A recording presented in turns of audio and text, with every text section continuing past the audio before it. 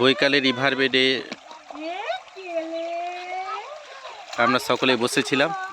এখানে আমরা খাওয়া দাওয়া করলাম। খাওয়া দাওয়া বলতে টিফিন করলাম কিছু, বিভিন্ন রকমের সব ছোলা ভেজা, বাদাম ভেজা খেয়েছি। খাওয়ার পরে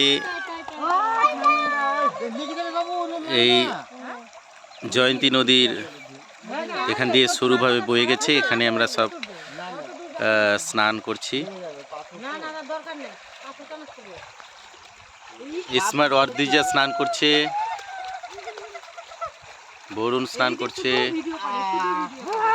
এখানে